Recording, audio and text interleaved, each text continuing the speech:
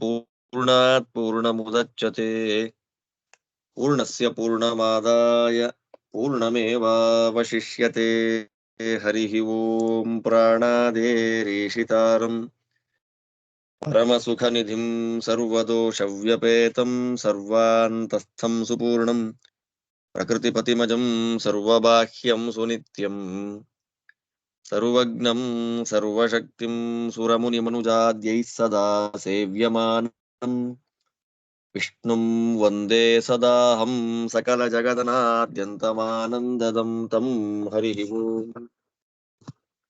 ಬೃಹದಾರಣ್ಯಕ ಉಪನಿಷತ್ತಿನಲ್ಲಿ ಈ ಅಧ್ಯಾಯದ ಕೊನೆಯ ಬ್ರಾಹ್ಮಣ ಅದು ಮಧು ಬ್ರಾಹ್ಮಣ. ತುಂಬಾ ಸರಳವಾದ ಸುಂದರವಾದ ವಿಷಯಗಳನ್ನ ಇಲ್ಲಿ ತಿಳಿಸಿಕೊಡ್ತಾ ಇದ್ದಾರೆ. ನಾನು ಅವತ್ತು ಪಾಠ ಮಾಡಬೇಕಾದ್ರೆ ಹೇಳಿದೆ, ಭಗವಂತ ಅವನ ಅನುಗ್ರಹವನ್ನ ನಾವು ಸಂಪಾದನೆ ಮಾಡಿಕೊಳ್ಬೇಕಾದ್ರೆ ಬಾಹ್ಯೋಪಾಸನೆಯನ್ನ ಮಾಡುವುದರಿಂದ ಮೋಕ್ಷವಾಗ್ತದೋ, ಆಂತರ ಉಪಾಸನೆಯನ್ನ ಮಾಡುವುದರಿಂದ ಮೋಕ್ಷವಾಗ್ತದೋ ಅನ್ನುವಂತಹ ಪ್ರಶ್ನೆಗೆ ಶಾಸ್ತ್ರಗಳು ಕೊಟ್ಟ ಉತ್ತರ ಅಂತರವಾದ ಹೃದಯದಲ್ಲಿ ಇರುವಂತಹ ಭಗವಂತನ ಉಪಾಸನೆಯನ್ನ ಮಾಡಿದರೆ ಮೋಕ್ಷ ಅಂತ. ಹೃದಯಸ್ಥ ಭಗವದ್ರೂಪದ ಉಪಾಸನೆಯನ್ನ ಮಾಡೋದ್ರಿಂದ ಮೋಕ್ಷ.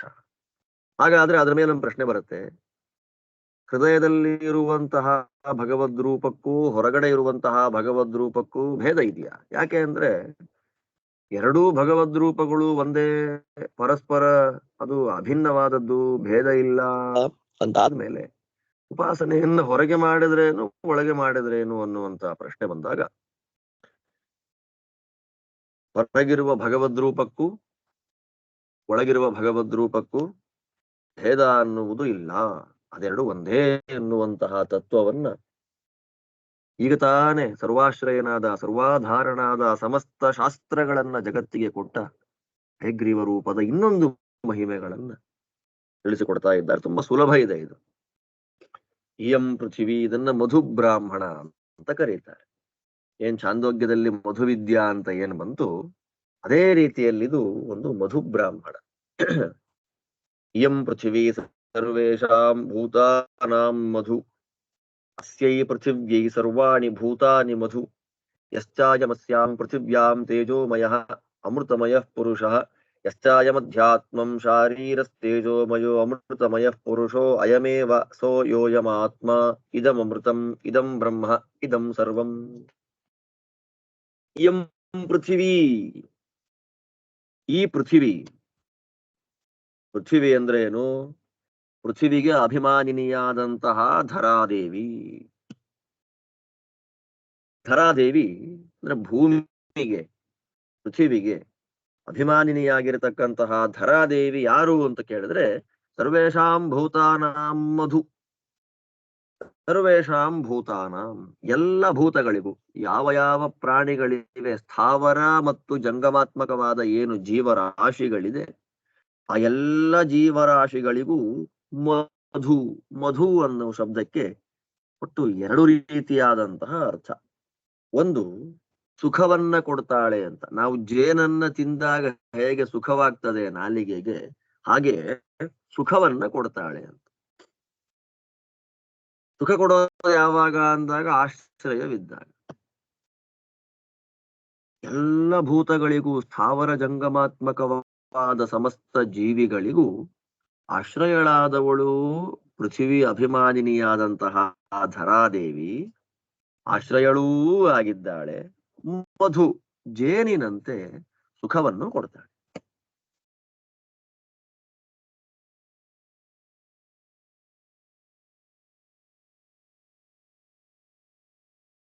ಒಂದು ಮಧು ಅನ್ನುವುದಕ್ಕೆ ಆಶ್ರಯ ಅಂತಲೂ ಅರ್ಥ ಆಯ್ತು, ಸುಖವನ್ನು, ಸುಖ ಅನ್ನೋ ಅರ್ಥವೂ ಬಂತು. ಅಂದ್ರೆ ಸ್ಥಾವರ ಜಂಗಮಾತ್ಮಕವಾದ ಎಲ್ಲರಿಗೂ ಆಶ್ರಯವನ್ನೂ ಸುಖವನ್ನೂ ಕೊಡತಕ್ಕಂಥವಳು ಭೂಮಿಗೆ ಅಭಿಮಾನಿನಿಯಾದಂತಹ ಧರಾದೇವಿ. ಅದೇ ರೀತಿಯಲ್ಲೇ ತಮಗೆ ಆಶ್ರಯಳಾದಂತಹ ಭೂಮಿಗೂ ಈ ಎಲ್ಲ ಜೀವಿಗಳು ಮಧು. ಮಧು ಅನ್ನೋ ಶಬ್ದಕ್ಕೆ ಆಶ್ರಯ ಅಂತ ಒಂದರ್ಥ, ಸುಖ ಅಂತ ಒಂದರ್ಥ. ಇಲ್ಲಿ ಎಲ್ಲ ಜೀವಿಗಳಿಗೆ ಆಶ್ರಯ ಯಾರು? ಭೂಮಿ. ಆದ್ದರಿಂದ ಅವಳು ಮಧು. ಎಲ್ಲ ಜೀವಿಗಳು ಪೃಥ್ವಿಗೆ ಮಧು. ಅಂದ್ರೆ ನಾವೆಲ್ಲರೂ ನಮಗೆ ಆಶ್ರಯದಾತಳಾಗಿರತಕ್ಕ ಪೃಥ್ವಿಗೆ ನಮಸ್ಕಾರ ಮಾಡ್ತೇವೆ, ಸೇವೆಯನ್ನ ಮಾಡ್ತೇವೆ. ಭೂಮಿಯನ್ನ ಆಶ್ರಯ ಮಾಡಿಕೊಂಡು ಅಲ್ಲಿ ಬದುಕುತ್ತಾ ಇರತಕ್ಕಂತಹ ಎಲ್ಲ ಜೀವಿಗಳು ಆ ಪೃಥ್ವಿಯ ಅಭಿಮಾನಿನಿಯಾದಂತಹ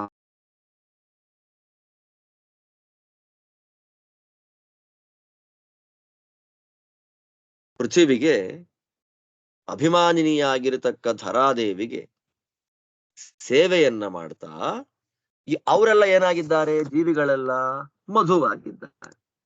ಮಧು ಅಂದ್ರೆ ಏನು? ಆಶ್ರಯ ಅಂತ. ಅಂದ್ರೆ ಸುಖ ಕೊಡ್ತಾರೆ. ಸೇವೆಯನ್ನ ಮಾಡುವುದರ ಮೂಲಕ ಸುಖ ಕೊಡೋರು ಯಾರು? ನಾವುಗಳು. ಆಶ್ರಯವನ್ನ ಕೊಡುವುದರ ಮೂಲಕ ಸುಖ ಕೊಡೋದು ಯಾರು? ಭೂದೇವಿ. ಎಷ್ಟು ಚೆನ್ನಾಗಿದೆ ನೋಡಿ. ಎರಡು. ಈ ಪೃಥಿವಿಯಲ್ಲಿ ಪೃಥಿವ್ಯಾ ಇಂತಹ ಜನರಿಂದ ಸೇವೆಯನ್ನ ಮಾಡಿಸಿಕೊಳ್ತಾ, ಜನಗಳಿಗೆ ಆಶ್ರಯವನ್ನ ಕೊಡ್ತಾ ಸುಖಪ್ರದಳಾಗಿರತಕ್ಕ ಪೃಥಿವೀ ದೇವಿಯಲ್ಲಿ ತೇಜೋಮಯ ತೇಜೋಮಯನಾದಂತಹ ಅಮೃತಮಯ ಅದ್ಭುತ ಅನಂತ ಸ್ವರೂಪನಾಗಿರತಕ್ಕಂತಹ ಪುರುಷ, ಸರ್ವೋತ್ತಮನಾದ ಭಗವಂತ ಏನಿದ್ದಾನೆ, ಪೃಥಿವಿಯಲ್ಲಿ ತೇಜೋಮಯನೂ ಅನಂತ ಸ್ವರೂಪನೂ ಆದಂತಹ ಯಾವ ಭಗವಂತ ಇದ್ದಾನೆ, ಅವನಿಗೂ ಅಥವಾ ಅವನು ಯಶ್ಚಾಯಮಧ್ಯಾತ್ಮಂ ಶಾರೀರ, ಜೀವನ ಶರೀರದಲ್ಲಿರೋನ್ಯಾರು? ಶಾರೀರ. ಶಾರೀರ ಅಂದ್ರೆ ಶರೀರವನ್ನ ಇಟ್ಟುಕೊಂಡವನು, ಶರೀರಕ್ಕೆ ಅಭಿಮಾನಿಯಾದವನು ನಾನು, ಜೀವ. ಅವನಲ್ಲಿ ಅಂತರ್ಯಾಮಿಯಾಗಿ ಯಾವ ಭಗವಂತ ಇದ್ದಾನೆ, ಅವರಿಬ್ಬರೂ ಒಂದೇ. ಪೃಥಿವಿಯ ಒಳಗೆ ಅಂತರ್ಯಾಮಿಯಾಗಿ ನಿಂತ ತೇಜೋರೂಪನಾದ ಅನಂತ ಗುಣಗಳಿಂದ ಕೂಡಿದ ಭಗವಂತನು, ಶರೀರದಲ್ಲೊಳಗಿದ್ದು ತನ್ನೆಲ್ಲ ಕೆಲಸವನ್ನ ಮಾಡುವ ಜೀವರ ಅಂತರ್ಯಾಮಿಯಾಗಿರತಕ್ಕ ಭಗವಂತನು ಇಬ್ಬರು ಒಂದೇ.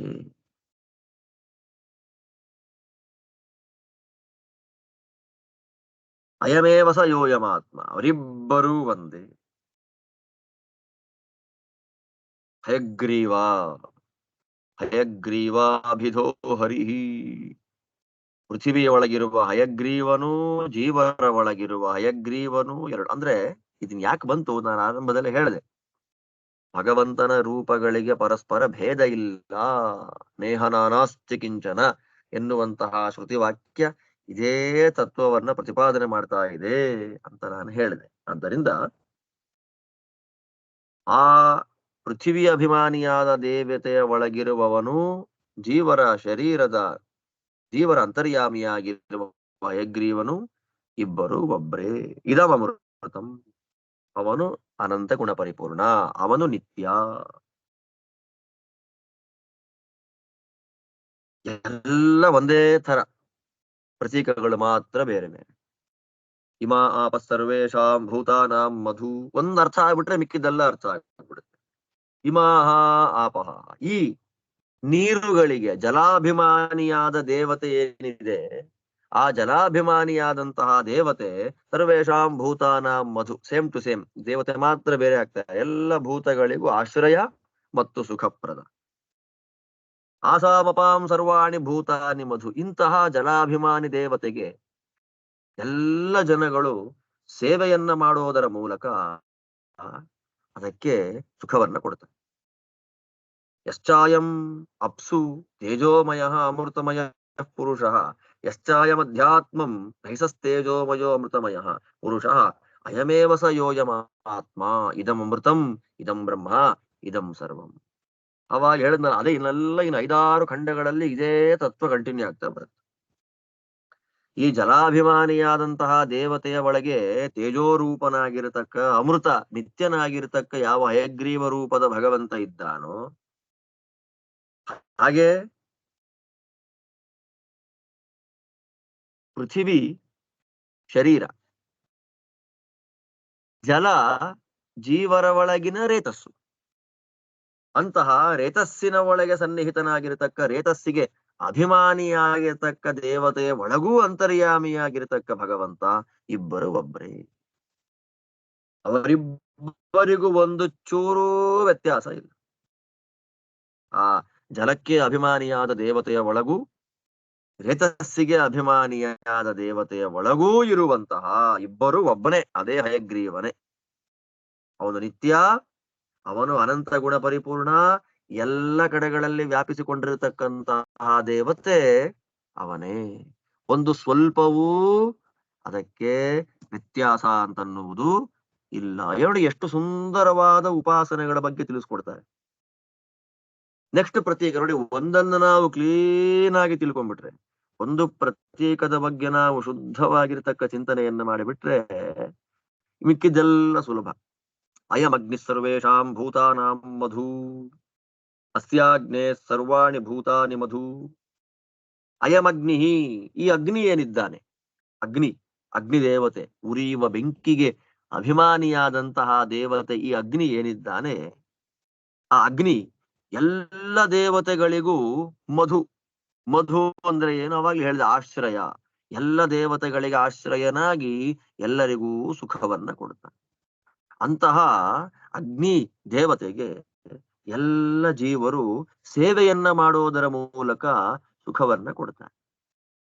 ಯಶ್ಚಾಯಮಸ್ಮಿನ್ ಅಗ್ನೌ ತೇಜೋಮಯ ಅಮೃತಮಯ ಪುರುಷ, ಯಶ್ಚಾಯಮಧ್ಯಾತ್ಮಂ ವಾಂಗ್ಮಯಸ್ತೇಜೋಮಯೋ ಅಮೃತಮಯ ಪುರುಷ ಅಯಮೇವ ಸಯೋಯಮಾತ್ಮ.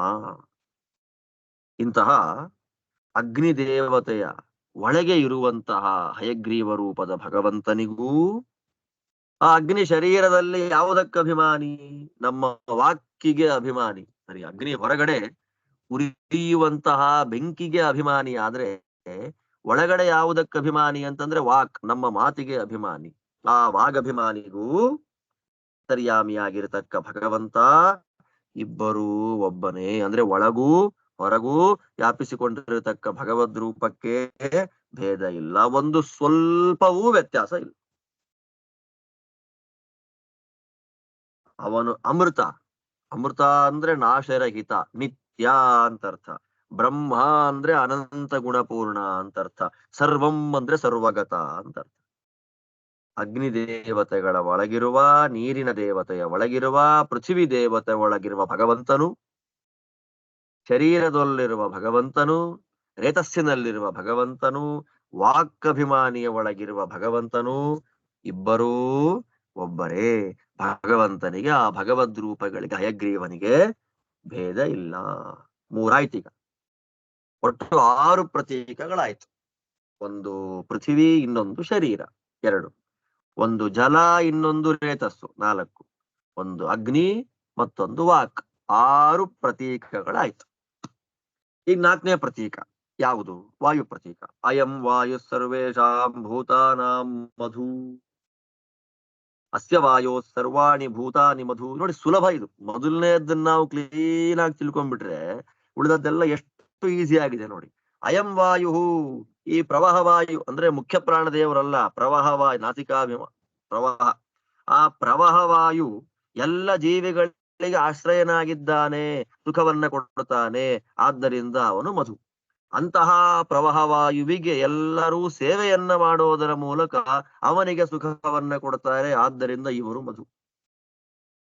ಯಶ್ಚಾಯಮಸ್ಮಿನ್ ವಾಯು ತೇಜೋಮಯ ಅಮೃತಮಯ ಪುರುಷ, ಯಶ್ಚಾಯಮಧ್ಯಾತ್ಮಂ ಪ್ರಾಣ ತೇಜೋಮಯ ಅಮೃತಮಯ ಪುರುಷ ಅಯಮೇವ ಸಯೋಯಮಾತ್ಮ. ಸುಲಭ ಇದಲ್ಲ.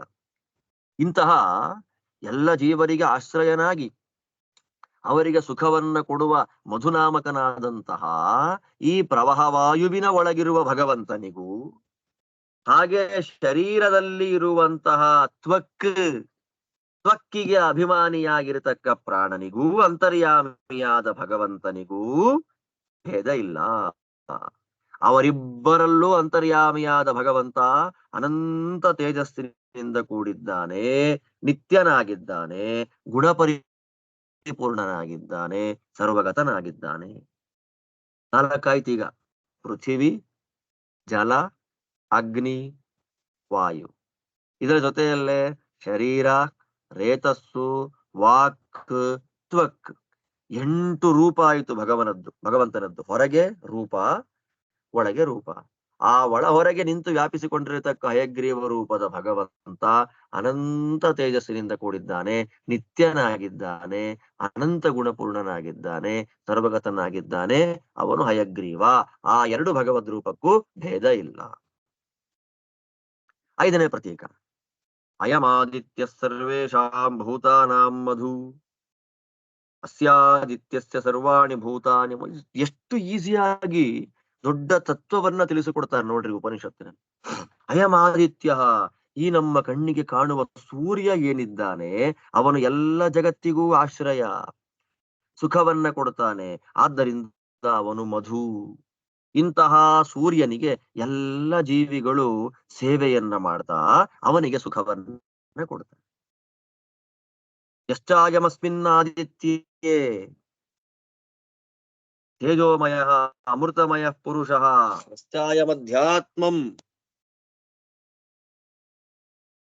ಯಶ್ಚಾಯಮಧ್ಯಾತ್ಮಂ ಚಾಕ್ಷುಷಸ್ತೇಜೋಮಯೋ ಅಮೃತಮಯ ಪುರುಷ ಅಯಮೇವ ಸ ಯೋಯಮಾತ್ಮ. ಇಂತಹ ಸೂರ್ಯನ ಒಳಗಿರುವ ತೇಜೋಮಯನಾದ ನಿತ್ಯನಾದ ಒಂದು ಭಗವಂತ ರೂಪ ಏನಿದೆ, ಅದಕ್ಕೂ ನಮ್ಮ ಕಣ್ಣಿಗೆ ಅಭಿಮಾನಿಯಾದಂತಹ ದೇವತೆಯ ಒಳಗೆ ಇರುವಂತಹ ಭಗವಂತನಿಗೂ ಭೇದ ಇಲ್ಲ. ನೋಡಿ, ಸೂರ್ಯ ಅಂದ್ರೆ ಕಣ್ಣು ಅಂತ ಸ್ಪಷ್ಟ ಆಯ್ತಲ್ಲ.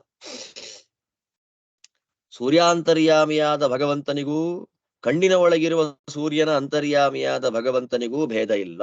ಎರಡೂ ಭಗವದ್ ರೂಪಗಳು ತೇಜೋಮಯ, ನಿತ್ಯ, ಅನಂತ ಗುಣ ಪರಿಪೂರ್ಣ, ಸರ್ವಗತ. 5 ಪ್ರತೀಕ ಆಯ್ತು.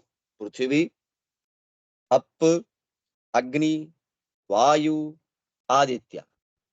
ಶರೀರ, ರೇತಸ್ಸು, ವಾಕ್, ತ್ವಕ್, ಚಕ್ಷು.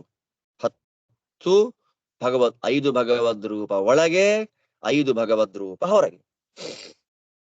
ಇಲ್ಲಿಂದ ನೆಕ್ಸ್ಟ್ 6ನೇ ಪ್ರತೀಕ ಯಾವುದು ಅಂತಂದ್ರೆ ಇಮಾಹ ದಿಶಃ ಸರ್ವೇಷಾಂ ಭೂತಾನಾಂ ಮಧು ಆಸಾನ್ ದಿಶಾಂ ಸರ್ವಾಣಿ ಭೂತಾನಿ ಮಧು. ಎಷ್ಟು ಈಸಿ ನೋಡಿ, ಒಂದು ತಿಳ್ಕೊಂಡ್ಬಿಟ್ರೆ ಮಿಕ್ಕಿದ್ದಲ್ಲ. ದಿಕ್ಕುಗಳು, ಆ ದಿಕ್ಕುಗಳಿಗೆ ಅಭಿಮಾನಿ ದೇವತೆಗಳೇನಿದ್ದಾರೆ, ಆ ದಿಗಭಿಮಾನಿಗಳಾದ ಎಲ್ಲ ಪೂರ್ವ, ಪಶ್ಚಿಮ, ದಕ್ಷಿಣ, ಉತ್ತರ ಮೊದಲಾದ ಎಲ್ಲ ದಿಕ್ಕುಗಳಿಗೆ ಅಭಿಮಾನಿಗಳಾದಂತಹ ದೇವತೆಗಳು ಎಲ್ಲ ಜೀವರಿಗೆ ಆಶ್ರಯವನ್ನ ಕೊಡ್ತಾರೆ. ಆದ್ದರಿಂದ ಆಶ್ರಯವನ್ನು ಮತ್ತು ಸುಖವನ್ನೂ ಕೊಡ್ತಾರೆ. ಆದ್ದರಿಂದ ಅವರು ಮಧು. ಅಂತಹ ದಿಕ್ಕುಗಳಿಗೆ ಅಭಿಮಾನಿಗಳಾದಂತಹ ದೇವತೆಗಳಿಗೆ ಸೇವೆಯನ್ನ ಮಾಡೋದ್ರಿಂದ ಅವರಿಗೆ ಇವರು ಸುಖವನ್ನ ಕೊಡ್ತಾರೆ. ಆದ್ದರಿಂದ ಇವರು ಅವರಿಗೆ ಮಧು. ಇಬ್ಬರು ಪರಸ್ಪರ ಮಧು. ನಮಗೆ ದೇವತೆಗಳು ಆಶ್ರಯ, ನಾವು ದೇವತೆಗಳ ಸೇವೆಯನ್ನ ಮಾಡ್ತೀವಿ. ಇಂತಹ ಯಶ್ಚಾಯಮಾಸು ದಿಕ್ಷು ತೇಜೋಮಯೋ ಅಮೃತಮಯ ಪುರುಷ ಯಶ್ಚಾಯಮಧ್ಯಾತ್ಮಂ ಶ್ರೌತ್ರ ಪ್ರಾತಿಶ್ರುತ್ಕಸ್ತೇಜೋಮಯೋ ಅಮೃತಮಯ ಪುರುಷ ಅಯಮೇವ ಸ ಯೋಯಮಾತ್ಮ. ಇಂತಹ ದಿಕ್ಕುಗಳ ಅಭಿಮಾನಿ ದೇವತೆಗಳಲ್ಲಿ ಅಂತರ್ಯಾಮಿಯಾದ ಅನಂತ ತೇಜಸ್ಸಿನಿಂದ ಕೂಡಿದ ಅಮೃತ ನಿತ್ಯವಾದ ಯಾವ ಭಗವಂತನ ರೂಪ ಇದೆಯೋ ಅಂತಹ ಆ ಭಗವಂತನ ರೂಪಕ್ಕೂ ಶರೀರದಲ್ಲಿ ಕಿವಿಗಳೇನಿದೆ ಆ ಕಿವಿಗೆ ಅಭಿಮಾನಿಯಾದಂತಹ ದೇವತೆಯ ಒಳಗೆ ಅಂತರ್ಯಾಮಿಯಾದ ಭಗವಂತನ ರೂಪಕ್ಕೂ ಭೇದ ಇಲ್ಲ. ಒಂದು ಸ್ವಲ್ಪವೂ ಭೇದ ಇಲ್ಲ.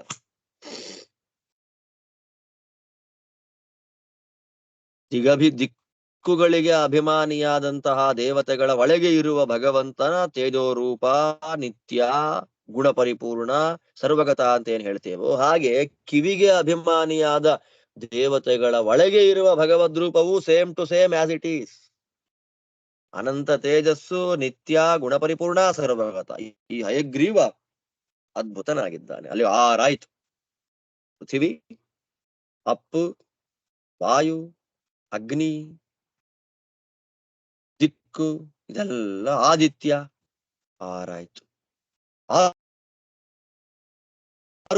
ಹೊರಗಡೆ 6, ಒಳಗಡೆ 6. ಶರೀರ, ರೇತಸ್, ತ್ವಕ್, ಆಮೇಲೆ ವಾಕ್, ಚಕ್ಷು ಕಣ್ಣು, ಈಗ ಕಿವಿ. ಒಳಗಡೆ 6 ರೂಪ, ಹೊರಗಡೆ 6 ರೂಪ. ಆ 12 ಭಗವದ್ ರೂಪಗಳು ಒಂದೇ, ಬೇರೆ ಇಲ್ಲ. ನಿತ್ಯ, ತೇಜೋರೂಪ, ಅನಂತ ಗುಣ ಪರಿಪೂರ್ಣ, ಸರ್ವಗತ. ಇದು ಹಯಗ್ರೀವ ದೇವರ ವೈಭವ.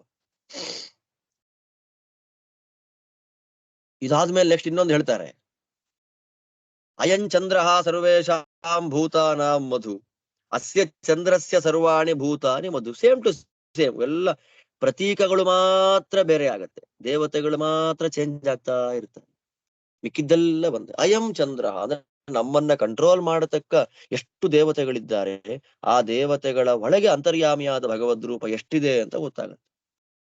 ಈ ನಮ್ಮ ಕಣ್ಣಿಗೆ ಕಾಣುವ ಚಂದ್ರ ಏನಿದ್ದಾನೆ, ಆ ಚಂದ್ರ ಎಲ್ಲ ಜೀವಿಗಳಿಗೂ ಆಶ್ರಯನಾಗಿದ್ದಾನೆ ಮತ್ತು ಸುಖವನ್ನ ಕೊಡ್ತಾನೆ. ಆದ್ದರಿಂದ ಚಂದ್ರ ಮಧು. ಅಂತಹ ಚಂದ್ರನನ್ನ ಎಲ್ಲ ಜೀವಿಗಳು ಸೇವೆಯನ್ನ ಮಾಡಿ ಆ ಚಂದ್ರನಿಗೆ ಸುಖವನ್ನ ಕೊಡ್ತಾರೆ. ಆದ್ದರಿಂದ ಆ ಎಲ್ಲ ಜೀವಿಗಳು ಚಂದ್ರನಿಗೆ ಮಧು. ನಮಗೆ ಚಂದ್ರ ಮಧು ಯಾಕೆ? ಆಶ್ರಯ. ನಾವು ಚಂದ್ರನಿಗೆ ಮಧು ಯಾಕೆ? ಸೇವೆಯನ್ನ ಮಾಡ್ತೀವಿ.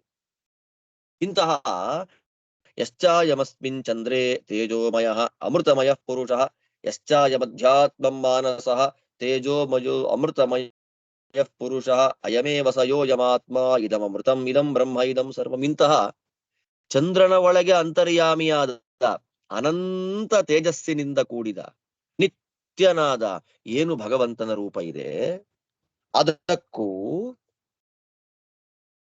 ನಮ್ಮ ಮನಸ್ಸಿಗೆ ಅಭಿಮಾನಿಯಾದ ಚಂದ್ರನ ಒಳಗಿರುವ ಭಗವಂತನ ರೂಪಕ್ಕೂ ಒಂದು ಸ್ವಲ್ಪವೂ ಭೇದ ಇಲ್ಲ.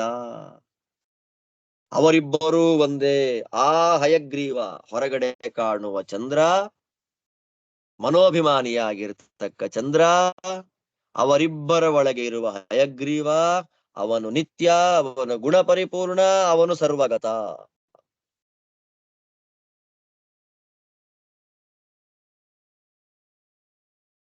ತುಂಬಾ ಕಷ್ಟ ಇಲ್ವೇ ಇಲ್ಲ ಇದು ತಿಳ್ಕೊಳ್ಳಿಕ್ಕೆ, ಅರ್ಥ ಮಾಡ್ಕೊಳ್ಳಿಕ್ಕೆ, ಅನುಸಂಧಾನ ಮಾಡ್ಲಿಕ್ಕೆ ಒಂದು ಸ್ವಲ್ಪವೂ ಕಷ್ಟ ಇಲ್ಲ ನೋಡಿ. ಇದು ಇಯಂ ವಿದ್ಯುತ್ ಸರ್ವೇಷಾಂ ಭೂತಾನಾಂ ಮಧು ಅಸ್ಯಾಂ ವಿದ್ಯುತ್ ಸರ್ವಾಣಿ ಭೂತಾನಿ ಮಧು. ಇಷ್ಟು ಪ್ರತೀಕ. ನೆಕ್ಸ್ಟ್ ಪ್ರತೀಕ ಯಾವುದು ಅಂತ ಹೇಳ್ತಾರೆ.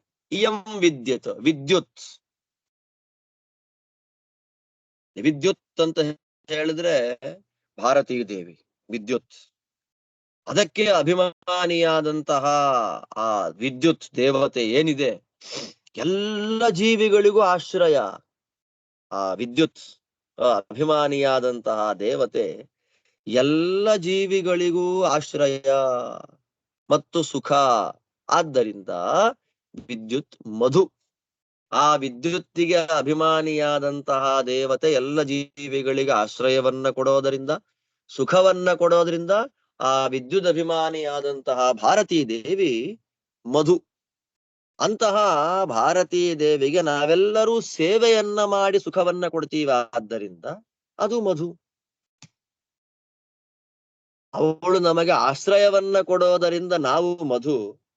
ನಮಗೆ ನಾವು ಸೇವೆಯನ್ನ ಮಾಡ್ತೀವಾದ್ದರಿಂದ ನಾವು ಅವಳಿಗೆ ಮಧು. ಇಂತಹ ಯಶ್ಚಾಯಮಸ್ಯಾಂ ವಿದ್ಯುತಿ ತೇಜೋಮಯೋ ಅಮೃತಮಯ ಪುರುಷ ಯಶ್ಚಾಯಮಧ್ಯಾತ್ಮಂ ತೈಜಸಸ್ತೇಜೋ ಮಯೋ ಅಮೃತಮಯ ಪುರುಷ ಅಯಮೇವ ಸಯೋಯಮಾತ್ಮ ಇದಂ ಅಮೃತಮಿದಂ ಬ್ರಹ್ಮ ಇದಂ ಸರ್ವಂ. ಇಂತಹ ವಿದ್ಯುತ್ತಿನ ಒಳಗೆ ಅಭಿಮಾನಿಯಾದಂತಹ ದೇವತೆಯ ಒಳಗೆ ಇರುವ ಭಗವಂತನು, ಶರೀರದ ಒಳಗಿರುವ ತೇಜಸ್ಸಿಗೆ ಅಭಿಮಾನಿಯಾದ ದೇವತೆಯ ಒಳಗಿರುವ ಭಗವಂತನು ಇಬ್ಬರೂ ನಿತ್ಯರು, ಇಬ್ಬರೂ ಗುಣ ಪರಿಪೂರ್ಣರು. ಅವರಿಗೆ ಭೇದ ಇಲ್ಲ. ನಿತ್ಯ, ಗುಣ ಪರಿಪೂರ್ಣ, ಸರ್ವತ್ರ ವ್ಯಾಪ್ತ, ಸರ್ವಗತ. ಅಂದ್ರೆ ಎಲ್ಲ ಯಾಕೆ ಪ್ರತೀಕಗಳನ್ನು ಮತ್ತೆ ಮತ್ತೆ ಆವೃತ್ತಿ ರಸಕೃತೋಪದೇಶ ಅಂತ ನವಕೃತ್ವೋಪದೇಶ ಬಂತು ನೋಡಿ ಛಾಂದೋಗ್ಯದಲ್ಲಿ. ಅಯಮಾತ್ಮ ತತ್ವಮಸಿ ವಾಕ್ಯಾರ್ಥ ಬರುವಾಗ ತತ್ವಮಸಿ ತತ್ವಮಸಿ ತತ್ವಮಸಿ ಶ್ವೇತಕೇತೋ ತತ್ವಮಸಿ.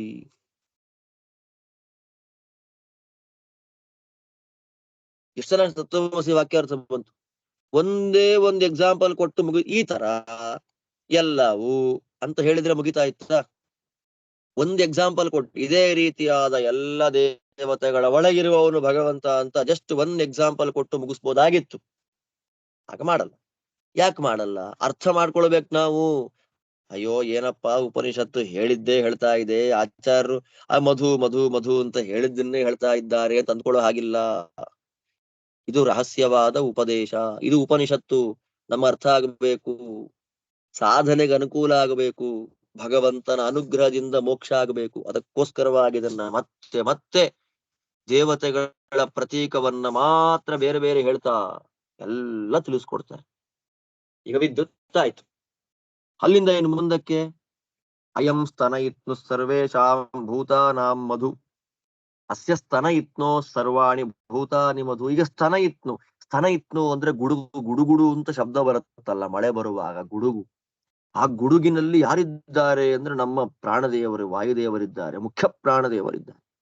ಅಂತಹ ಮುಖ್ಯ ಪ್ರಾಣದೇವರು ಸ್ತನ ಇತ್ನು, ಗುಡುಗಿನಲ್ಲಿ ಸನ್ನಿಹಿತರಾಗಿರುವ ಮುಖ್ಯ ಪ್ರಾಣದೇವರು ಎಲ್ಲ ಜೀವಿಗಳಿಗೆ ಮಧು ಅಂದ್ರೆ ಆಶ್ರಯವನ್ನ ಕೊಡ್ತಾ, ಮಧುವಿನಂತೆ ಜೇನಿನಂತೆ ನಮಗೆ ಸುಖವನ್ನ ಕೊಡ್ತಾರೆ.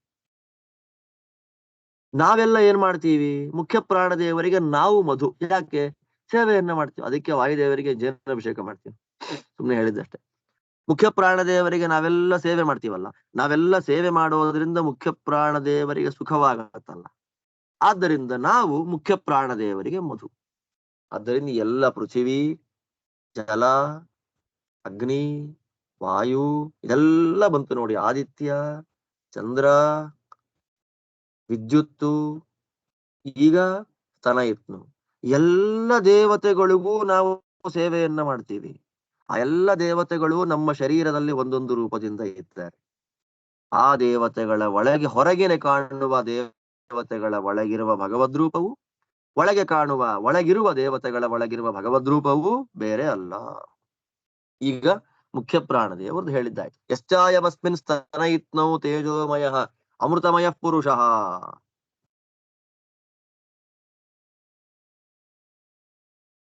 ಯಶ್ಚಾಯಂ ಅಧ್ಯಾತ್ಮಂ ಶಾಬ್ದಃ ಸೌವರಸ್ತೇಜೋಮಯೋ ಅಮೃತಮಯ ಪುರುಷಃ ಅಯಮೇವ ಸ ಯೋಯಮಾತ್ಮ ಇದಂ ಅಮೃತಂ ಇದಂ ಬ್ರಹ್ಮ ಇದಂ ಸರ್ವಂ. ಇಂತಹ ಮುಖ್ಯ ಪ್ರಾಣದೇವರ ಒಳಗೆ ಸನ್ನಿಹಿತನಾಗಿರುವ ತೇಜೋಮಯ, ಅನಂತ ತೇಜಸ್ಸಿನಿಂದ ಕೂಡಿದ ಅಮೃತಮಯ, ನಿತ್ಯನಾದ ಯಾವ ಭಗವಂತನ ರೂಪ ಇದೆಯೋ ಅಂತಹ ಭಗವಂತನು ನಮ್ಮ ಶರೀರದಲ್ಲಿ ಇರುವ ಎಲ್ಲ ಶಬ್ದಗಳಿಗೂ, ಸೌವರ ಸ್ವರಗಳಿಗೂ ಅಭಿಮಾನಿಯಾದ ಮುಖ್ಯ ಪ್ರಾಣದೇವರ ಅಂತರ್ಯಾಮಿಯಾದ ಭಗವಂತನು ಇಬ್ಬರು ಒಬ್ಬರೇ. ಅವರಿಬ್ಬರ ನೋಡಿ, ನಮ್ಮ ಮುಖ್ಯ ಪ್ರಾಣದೇವರು ನಮ್ಮ ಶರೀರದಲ್ಲಿ ಶಬ್ದಕ್ಕೂ ಅಭಿಮಾನಿ. ನಮ್ಮ ಶರೀರದ ಒಳಗೆ ಬರುವ ಶಬ್ದ ಏನಿದೆ ಅದನ್ನು, ಶರೀರದಿಂದ ಬರುವ ಸ್ವರ ಏನಿದೆ ಅದನ್ನೂ ಕಂಟ್ರೋಲ್ ಮಾಡ್ತಾರೆ. ಭೇದ ಇಲ್ಲ. ಆ ಶರೀರದೊಳಗೆ ಇರುವ ವಾಯು ಅಂತರ್ಯಾಮಿಯಾದ ಭಗವಂತನೂ ಒಬ್ಬನೇ, ವಾಯುದೇವರ ಅಂತರ್ಯಾಮಿಯಾದ ಭಗವಂತನೂ ಒಬ್ಬನೇ. ಅಂದ್ರೆ ವಾಯುದೇವರು ಒಂದು ರೂಪದಿಂದ ಶರೀರದಲ್ಲಿ, ಒಂದು ರೂಪದಿಂದ ಹೊರಗೆ. ಹೊರಗಡೆ ಯಾವ ರೂಪದಿಂದ ಇದ್ದಾರೆ? ಗುಡುಗಿನ ರೂಪದಲ್ಲಿ ಇದ್ದಾರೆ. ಒಳಗಡೆ ಯಾವ ರೂಪದಿಂದ ಇದ್ದಾರೆ? ಶಬ್ದ ಸ್ವರ ರೂಪದಲ್ಲಿ. ಹಾಗೆ ಪೃಥ್ವಿ ಹೊರಗಡೆ ಭೂಮಿ ಅಭಿಮಾನಿಯಾಗಿದ್ದಾಳೆ, ಒಳಗಡೆ ಶರೀರ. ಹಾಗೆ ಅಗ್ನಿ ಹೊರಗಡೆ ಅಗ್ನಿಯಾಗಿದ್ದಾನೆ, ಒಳಗಡೆ ಮಾತು. ಚಂದ್ರ ಹೊರಗಡೆ ಕಣ್ಣಿಗೆ ಕಾಣುವ ಚಂದ್ರ, ಒಳಗಡೆ ಮನಸ್ಸು. ಸೂರ್ಯ ಹೊರಗಡೆ ಸೂರ್ಯ, ಒಳಗಡೆ ಕಣ್ಣು. ಪ್ರವಾಹ ವಾಯು ಹೊರಗಡೆ ವಾಯು, ಒಳಗಡೆ ತ್ವಕ್. ಜಲ ಹೊರಗಡೆ ನೀರು, ಒಳಗಡೆಯಲ್ಲಿ ರೇತಸ್ಸು. ವಿದ್ಯುತ್ ಒಳಗಡೆಯಲ್ಲಿ ತೇಜಸ್ಸು, ಭಾರತೀ ದೇವಿ. ಈಗೆಲ್ಲ ಅಯಂ ಆಕಾಶ ಸರ್ವೇಷಾಂ ಭೂತಾನಾಂ ಮಧು, ಅಸ್ಯ ಆಕಾಶಸ್ಯ ಸರ್ವಾಣಿ ಭೂತಾನಿ ಮಧು, ಯಶ್ಚಾಯಮಸ್ಮಿನ್ ಆಕಾಶೇ ತೇಜೋಮಯೋ ಅಮೃತಮಯ ಪುರುಷಃ ಯಶ್ಚಾಯಮಧ್ಯಾತ್ಮಂ ಹೃದಿ ಆಕಾಶಃ ತೇಜೋಮಯೋ ಅಮೃತಮಯ ಪುರುಷಃ ಅಯಮೇವ ಸ ಯೋಯಮಾತ್ಮ ಇದಂ ಅಮೃತಂ ಇದಂ ಬ್ರಹ್ಮ ಇದಂ ಸರ್ವಂ. ಈಗ ಆಕಾಶಾಭಿಮಾನಿ ದೇವತೆ. ಇಲ್ಲಿ ತನಕ ಇದಾದ ಮೇಲೆ ಈಗ ಯಾರು ಹೇಳ್ತಾ ಇದ್ದಾರೆ? ಆಕಾಶಕ್ಕೆ ಅಭಿಮಾನಿಯಾಗಿರ್ತಕ್ಕ ದೇವತೆ.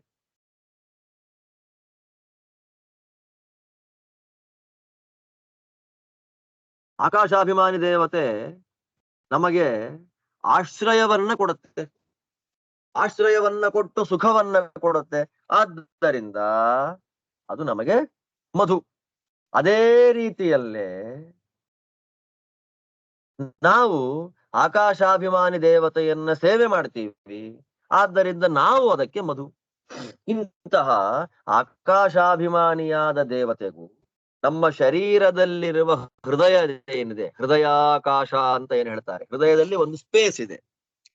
ಹೊರಗಡೆ ಆಕಾಶಕ್ಕೆ ಅಭಿಮಾನಿಯಾದ ದೇವತೆ ಏನಿದ್ದಾನೆ, ಅದೇ ದೇವತೆಯೇ ನಮ್ಮ ಹೃದಯಾಕಾಶಕ್ಕೆ ಅಭಿಮಾನಿಯಾಗಿದ್ದಾನೆ. ಅಂತಹ ಎರಡೂ ದೇವತೆಗಳ ಒಳಗೆ ಇರುವ ಭಗವದ್ರೂಪ ಒಂದೇ, ಸೇಮ್ ಟು ಸೇಮ್, ವ್ಯತ್ಯಾಸ ಅಂತನ್ನೋದೇ ಇಲ್ಲ. ಅನಂತ ತೇಜಸ್ಸು, ನಿತ್ಯ, ಗುಣಪರಿಪೂರ್ಣ, ಸರ್ವಗತ. ಇದು ಹಯಗ್ರೀವ ದೇವರ ವೈಭವ. ಈಗ ಆಕಾಶ ಆಯಿತು.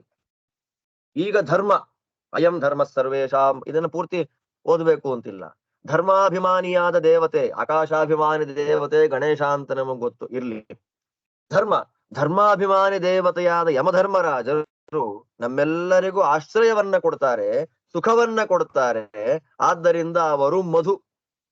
ಅಂತಹ ಯಮಧರ್ಮರಾಜರಿಗೆ ನಾವೆಲ್ಲ ಸೇವೆಯನ್ನ ಮಾಡ್ತೇವಲ್ಲ, ನಾವು ಸೇವೆಯನ್ನ ಮಾಡೋದ್ರಿಂದ ನಾವು ಅವರಿಗೆ ಮಧು.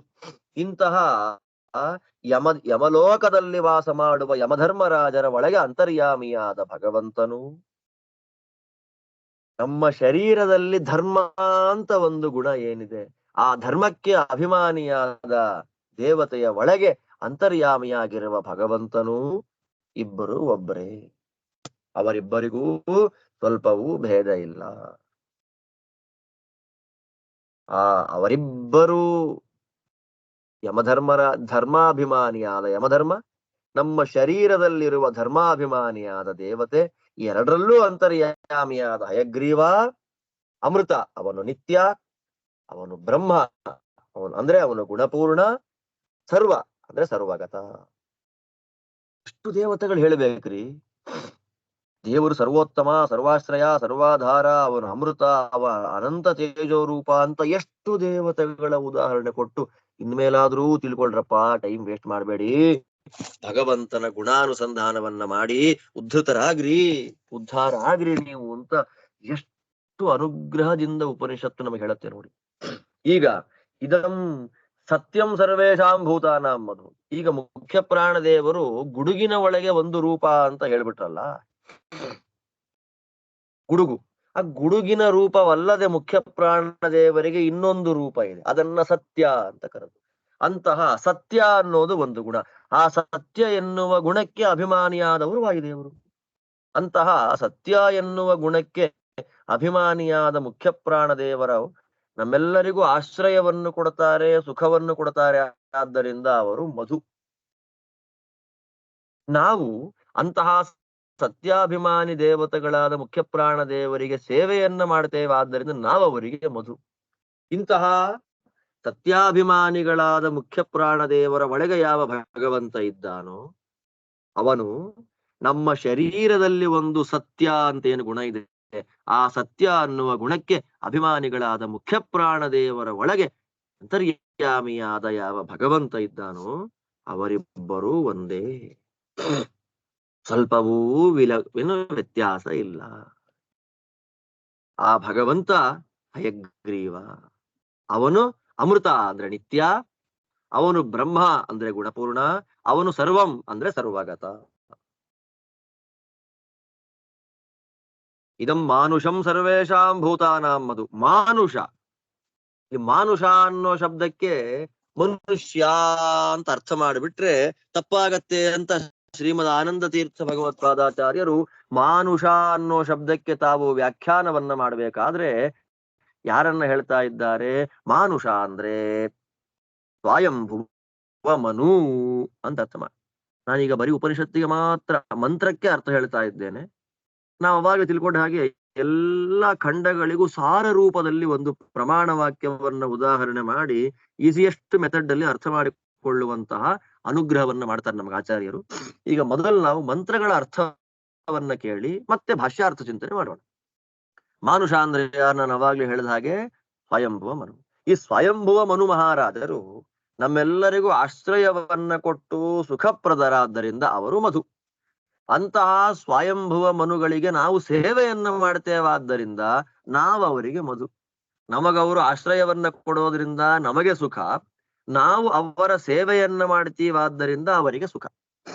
ಇಂತಹ ಸ್ವಯಂಭುವ ಮನುವಿನ ಅಂತರ್ಯಾಮಿಯಾಗಿ ಯಾವ ಭಗವಂತ ಇದ್ದಾನೆ ಅವನು ಅನಂತ ತೇಜಸ್ಸಿನಿಂದ ಕೂಡಿದ್ದಾನೆ, ನಿತ್ಯನಾಗಿದ್ದಾನೆ. ಅವನೇ ನಮ್ಮ ಶರೀರದಲ್ಲಿ ಮನುಷ್ಯರಿಗೆ ಅಭಿಮಾನಿ ಮಾನುಷ. ಯಾರು? ಸ್ವಯಂಭುವ ಮನು. ಮನುಷ್ಯಾಭಿಮಾನಿಯಾದ ಸ್ವಯಂಭುವ ಮನುವಿನಲ್ಲೂ ದೇವರಿದ್ದಾನೆ. ಶರೀರದಲ್ಲೂ ಮನುಷ್ಯಾಭಿಮಾನಿಯಾಗಿ ಸ್ವಯಂಭುವ ಮನು ಇದ್ದಾನೆ, ಹೊರಗಡೆಯೂ ಸ್ವಯಂಭುವ ಮನು ಇದ್ದಾನೆ. ಅವರಿಬ್ಬರಲ್ಲೂ ಅಂತರ್ಯಾಮಿಯಾದ ಭಗವಂತನ ರೂಪಕ್ಕೆ ಸ್ವಲ್ಪವೂ ವ್ಯತ್ಯಾಸ ಇಲ್ಲ. ಆ ಭಗವಂತನೇ ಹಯಗ್ರೀವ. ಅವನು ಅಮೃತ ಅಂದ್ರೆ ನಿತ್ಯ, ಅವನು ಬ್ರಹ್ಮ ಅಂದ್ರೆ ಗುಣಪೂರ್ಣ, ಅವನು ಸರ್ವ ಅಂದ್ರೆ ಸರ್ವಗತ. ನೆಕ್ಸ್ಟ್ ಕೊನೆಯದಿದು. ಏನ್ ಕೊನೆಯದು? ಅಯಮಾತ್ಮ ಸರ್ವೇಷಾಂ ಭೂತಾನಾಂ ಮಧು ಅಸ್ಯಾತ್ಮನಃ ಸರ್ವಾಣಿ ಭೂತಾನಿ ಮಧು. ಅಯಮಾತ್ಮ. ಆತ್ಮ ಅಂದ್ರೆ ಮಾಯಾವಾದಿಗಳು ಓಡಿ ಬಂದ್ಬಿಡ್ತಾರೆ. ಆತ್ಮ ಅಂದ್ರೆ ಯಾರು ಅಂತ ಕೇಳಿದ್ರೆ ನಾವು ಜೀವರು ಇಲ್ಲ. ಆತ್ಮ ಚತುರ್ಮುಖ ಬ್ರಹ್ಮ ಅಂತ ಶ್ರೀಮದಾಚಾರ್ಯರ ವ್ಯಾಖ್ಯಾನ. ಎಲ್ಲ ದೇವತೆಗಳು ಆದ್ಮೇಲೆ ಕೊನೆಗೆ ಬರೋರು ಅವರೇ ತಾನೆ, ಚತುರ್ಮುಖ ಬ್ರಹ್ಮದೇವರು. ಇಂತಹ ಚತುರ್ಮುಖ ಬ್ರಹ್ಮದೇವರು ಎಲ್ಲ ಜೀವಿಗಳಿಗೆ ಆಶ್ರಯವನ್ನ ಕೊಟ್ಟು ಸುಖ ಕೊಡ್ತಾರೆ. ಆದ್ದರಿಂದ ಅವರು ಮಧು, ಜೇನಿನಂತೆ ಮಧು. ಅಂತಹ ಚತುರ್ಮುಖ ಬ್ರಹ್ಮದೇವರನ್ನ ನಾವೆಲ್ಲ ಸೇವೆ ಮಾಡ್ತೀವಲ್ಲ, ನಾವು ಮುಖ್ಯ ಚತುರ್ಮುಖ ಬ್ರಹ್ಮದೇವರಿಗೆ ಮಧು. ಇಂತಹ ಚತುರ್ಮುಖ ಬ್ರಹ್ಮದೇವರಲ್ಲಿ ತೇಜಃಪೂರ್ಣನಾದ ನಿತ್ಯನಾದ ಯಾವ ಭಗವಂತ ಇದ್ದಾನೋ ಅವನೇ ನಮ್ಮ ಶರೀರದಲ್ಲಿ ಚಿತ್ತಕ್ಕೆ ಅಭಿಮಾನಿಗಳಾದ ಚತುರ್ಮುಖ ಬ್ರಹ್ಮದೇವರ ಒಳಗಿರೋ ಭಗವಂತ ಇದ್ದಾನೆ. ಹೊರಗಡೆ ಸತ್ಯಲೋಕಾಧಿಪತಿಗಳಾಗಿ ಏನು ಬ್ರಹ್ಮದೇವರಿದ್ದಾರೆ ಅವರೇ ನಮ್ಮ ಶರೀರದಲ್ಲಿ ಚಿತ್ತ ಎನ್ನುವ ಗುಣಕ್ಕೆ ಅಭಿಮಾನಿಗಳಾಗಿದ್ದಾರೆ. ಬ್ರಹ್ಮ ಚಿತ್ತಾಭಿಮಾನಿತ್ವಾತ್. ಆಚಾರ್ಯರ ಭಾಷ್ಯ. ನಮ್ಮ ಚಿತ್ತಕ್ಕೆ ಅಭಿಮಾನಿಯಾದವನು ಬ್ರಹ್ಮ. ಅಂತಹ ಶರೀರದ ಒಳಗಿರುವ ಚಿತ್ತಕ್ಕೆ ಅಭಿಮಾನಿಯಾದ ಬ್ರಹ್ಮನಿಗೂ, ಅಂದ್ರೆ ಬ್ರಹ್ಮದೇವರ ಒಳಗಿರುವ ಭಗವಂತನಿಗೂ, ಸತ್ಯಲೋಕಾಧಿಪತಿಯಾದ ಒಂದು ಬ್ರಹ್ಮದೇವರ ಒಳಗಿರುವ ಭಗವಂತನಿಗೂ ಭೇದ ಇಲ್ಲ. ಆ ಶ್ರೀಹರಿ ಅವನು ಹಯಗ್ರೀವ, ಅವನು ಅಮೃತ ಅಂದ್ರೆ ನಿತ್ಯ, ಅವನು ಬ್ರಹ್ಮ ಅಂದ್ರೆ ಗುಣಪೂರ್ಣ, ಅವನು ಸರ್ವ ಅಂದ್ರೆ ಸರ್ವತ್ರ ವ್ಯಾಪ್ತ. ಇಂತಹ ಭಗವಂತ ಯಾರು? ಇಷ್ಟೆಲ್ಲ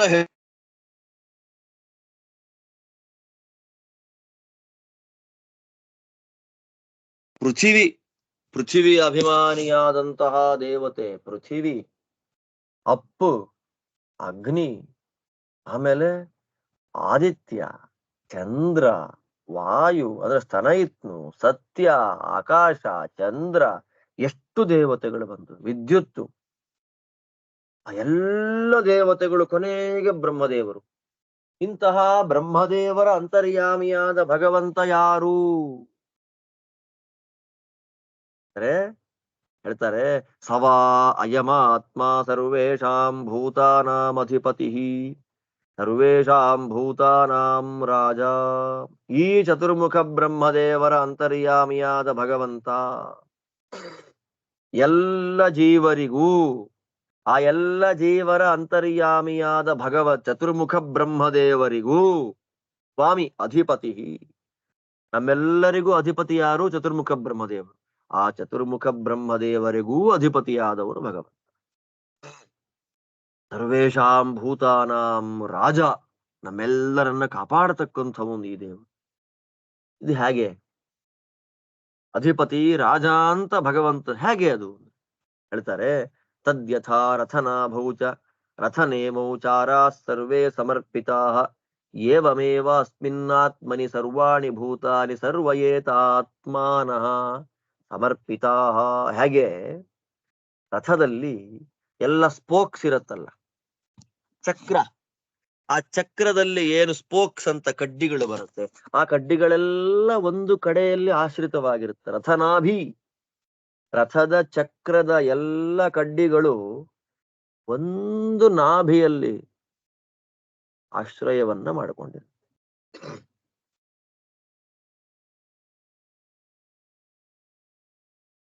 ಬರೀ ಕಡ್ಡಿ ಇದ್ರೆ ರಥ ಓಡೋದಿಲ್ಲ. ಆ ಕಡ್ಡಿಗಳೆಲ್ಲ ಒಂದು ಕಡೆಯಲ್ಲಿ ರೌಂಡ್ ಶೇಪ್ ಅಲ್ಲಿರೋ ಒಂದು ಕಡೆ ಆಶ್ರಯ ಮಾಡ್ಕೊಂಡಿರ್ಬೇಕು.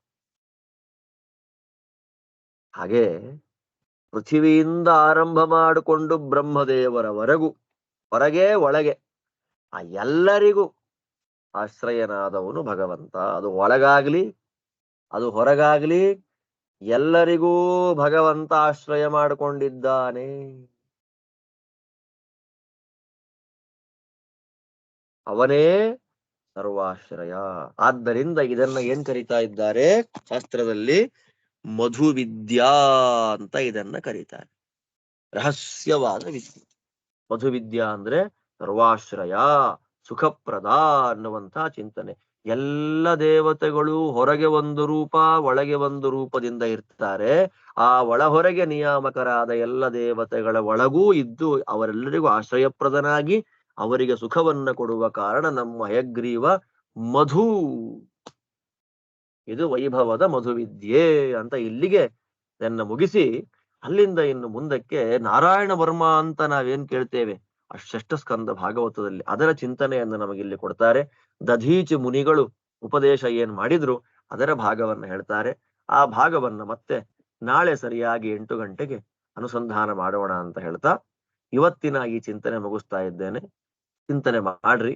ಭಗವಂತನ ಮಧುವಿದ್ಯೆಯ ಜ್ಞಾನ ನಿಮ್ಮೆಲ್ಲರಿಗೂ ಬಂದು ಭಗವಂತನ ಆಶೀರ್ವಾದ ಆಗ್ಲಿ ಅಂತ ಪ್ರಾರ್ಥನೆ ಮಾಡ್ತಾ ಮತ್ತೆ ನಾಳೆ 8 ಗಂಟೆಗೆ ಸರಿಯಾಗಿ ಭೇಟಿಯಾಗೋಣ. ಶ್ರೀಕೃಷ್ಣ ಅರ್ಪಣ. ಸರಿ, ನಾರಾಯಣ ವರ್ಮ